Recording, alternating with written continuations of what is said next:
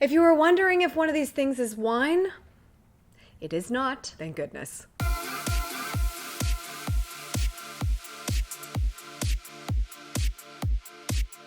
Good morning, good life. Welcome back to another episode of Amy TV, where we come together to help you go after the life that you want. It's Wine Wednesday, which is why we're right here. Today I am drinking a fun little one. This is the Chardonnay from Almarosa, the 2014, and it's yummy. I really like it. I've been going for whites lately. I don't know, it's like cold out, but whatever. Before we talk about some unhealthy habits I'm super glad are no longer in my life, I have to say thank you to those of you who are supporting us on our journey to 1 million subscribers on YouTube, which would indicate that we have helped 1 million people go after the life that they want. So whether you know somebody who's not been around yet, you want to recommend them, let them know to hit the subscribe button. If you haven't yet, sometimes YouTube is tricky and makes you think you have, so make sure that that red button has been pressed. And I appreciate you so much for doing that for us. Here are 5 unhealthy habits I am so happy I quit. The first one is drinking soda. I wrote about this in Good Morning, Good Life. Like, there was a time where I was probably drinking 9 Diet Pepsis a day. Also, I switched to Diet Pepsi from regular Coca-Cola because I drank Coca-Cola as a kid. My dad introduced it to me and I was obsessed with it. But then, you get into your 20s and you're like, ew, calories. And I was like, oh, I'll just drink Diet. Great. Oh, that could be why, my body never felt good. Even if diet soda or any soda, is tasty or whatever, it's like, if there's 0 calories, there's still something going on here. I've had a soda in recent memory, but there was at least 5 years where I didn't have one at all. So it was kind of a cold turkey situation, but mostly it was just suddenly not being able to unknow something. I cannot unknow that aspartame is probably connected to cancer. Let's just benefit of the doubt that it is. Let's just not entertain that, please. So I also got a lot more into coffees. I was drinking lattes and things like that, which is also super not great for you to be in the habit of having too much sugar and milk. But I at least kind of switched gears on the caffeine front, which helped me get off of soda and focus more on coffee. And then when I realized, oh, here's how you really take care of yourself when it comes to sugar consumption, I learned how to drink black coffee. And now I'm so obsessed with black coffee and wine that I really don't need soda anymore.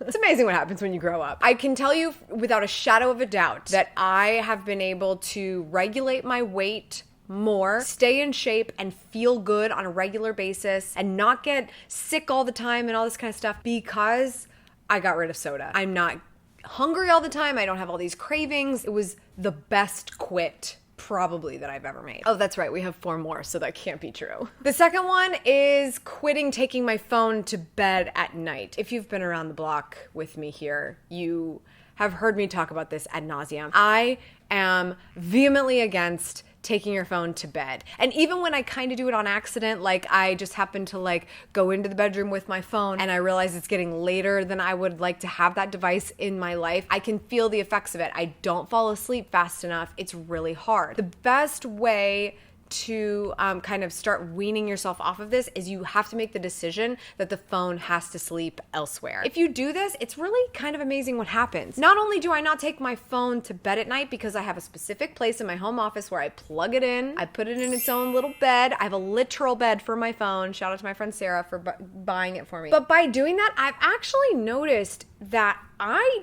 don't remember where this thing is all the time. Actually, it's amazing how many people really are worried for my health on a regular basis because I don't answer the phone or texts or whatever. And it's honestly because sometimes this thing is just work. Sometimes communicating with people is not the brain space that I'm in. I'm pretty good at getting hyper-focused on things, so it's very easy for me to just leave my phone places. I don't think that would be the truth so much if I didn't learn how to part ways with it during the most critical times of the day, like when it's time to fall asleep or when I want to be able to think for myself first thing in the morning. I do not have my phone around me for the last half hour I'm awake, and at least for the first 2 hours of being awake, I'm not looking at my phone. The first half hour, I'm just sort of roaming around the apartment anyway. The second, half hour, I'm starting my morning pages. The next hour, I'm really focused on a lot of things. It's very easy to not look at my phone in the morning, but it's habitual. And I think if it wasn't already inherently a habit because I separate from it at night, that might not be the case. And I might get caught up in the scroll a little bit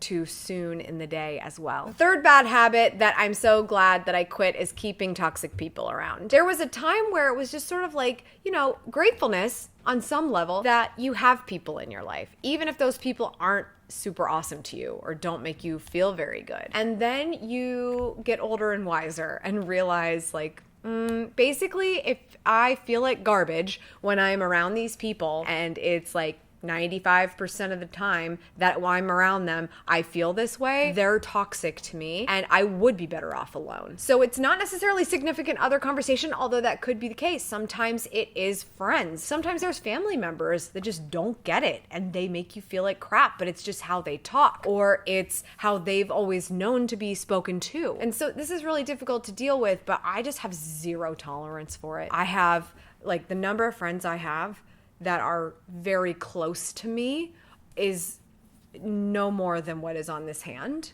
And I don't even know if it is this hand totally. And my husband's just sort of a league of his own. My family, a league of their own. They get me. Everybody just gets me at this point. I don't feel like anybody makes me a bad person or make me feel like a bad person anymore. But there were people that did. And I just kind of had to part ways with them. And it's really funny how they made a word for it. And it's called ghosting. I'm a master ghoster. It could be daddy issues from when my daddy left me when I was very little, but ghosting like a boss over here. If somebody is negative in my life, period, I'm out. I am so out. I work way too hard to keep my mind right. I work way too hard. And I also turn into a pretty terrible person when I feel like someone's treating me terribly. It is how I react. And my reactions are poor. And I hate that. I don't want those reactions to happen. Now, those are things I can control and I can get better at them. But I also don't want the repetition of the possibility to happen. So just getting a lot better at saying goodbye to people that I know, gut check, I know are terrible. Genuinely. Not because they are terrible humans, but they are terrible for my space. Cutting people out has been the best skill ever. And I highly recommend it because I know it is a skill. It's not easy. And sometimes you just got to do it. My fourth unhealthy habit I'm super happy that I quit is oversleeping. I used to think when people said, which I still believe this, but when people say, oh, I'll sleep when I'm dead, I would say are you out of your mind? Actually, I still feel the same way. But there was a time when it was are you out of your mind? I'm going to sleep as much as possible because it feels so good. But then you realize it doesn't feel so good if you've slept so much that you're in the middle of sleep cycles and it's just awful, right? When you hit the snooze, when you could have woken up a little early, had some time for yourself, and you keep hitting it until you have to go to work, that doesn't actually feel good. Maybe you got a few more Z's in there, but you're not feeling good about the fact that you now have to rush to the next thing. Oversleeping on the weekends even. I definitely sleep in general. I'm not a 4:35 a.m. riser on the weekend. That's ridiculous.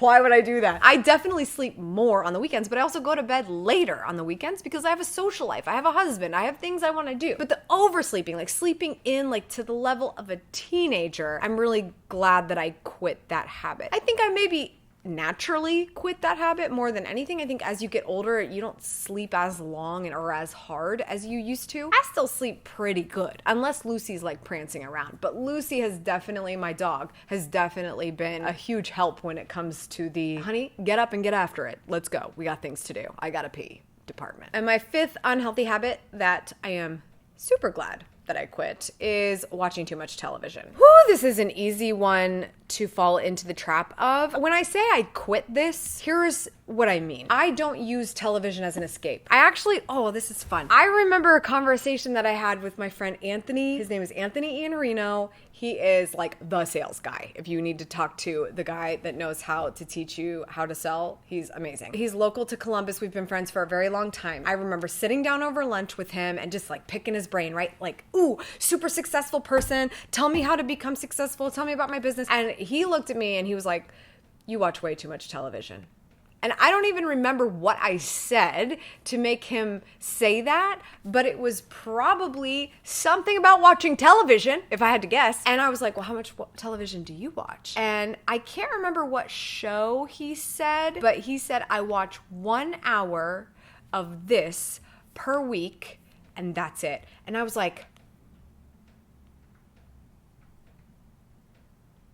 and like all the shows that I love to watch were like running through my head, like which one would I choose? Which one would I choose? I'm on an island with nothing except for this one show for an hour a week. What do I choose? Anyway, but I was thinking like, why is that? Why am I watching too much television? I feel like I'm pretty productive. I'm getting things done. But what I noticed was when I turn the TV on and I intend to binge without an intention of what the content is necessarily, it's because I'm avoiding the rest of the world and the things that are happening in it. And this has just gotten so much easier for me to quit because I recognize that so much that it's a trap that is totally willing to pull me in. And I oftentimes have to sit here with my husband when we decide our 1 hour show that we watch per night, not per week, okay? I'm not a robot and I love you, Anthony, but like still, I need like this much TV in my life, okay? Just this much. We will watch it together over dinner. We'll watch for an hour and we do have to grapple with the fact of whether or not we're gonna watch the next episode because sometimes it is very good. But I know that I have to be in bed by a certain time. I wanna read while I'm in bed. I want to do something to move my body forward, whether it's to help it fall asleep or something else. And I can't keep binge watching. Now, I can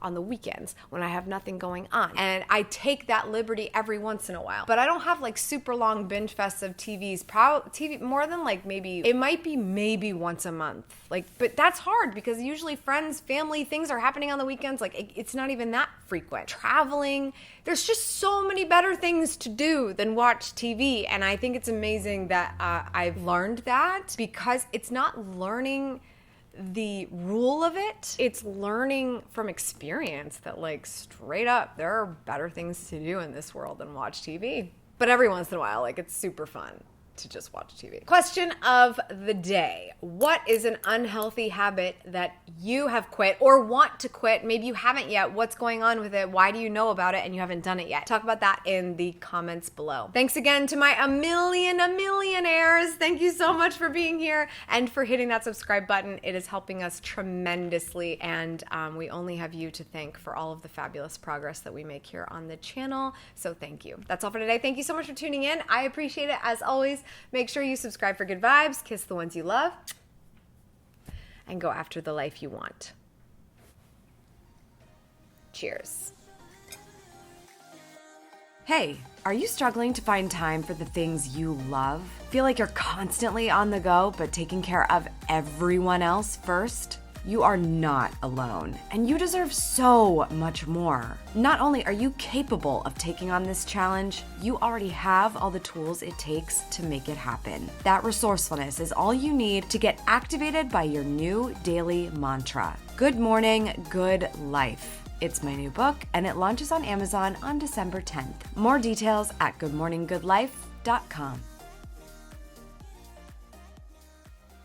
Wine Wednesday. I'm actually also drinking LaCroix, but we don't have to share that. It may be Friday when I'm filming this at 2 p.m., but I'm still not ready for a glass of wine. Too high strung at the moment. I really wish this backup sound would stop. And my fifth unhealthy... Wine Wednesday yet again, honey.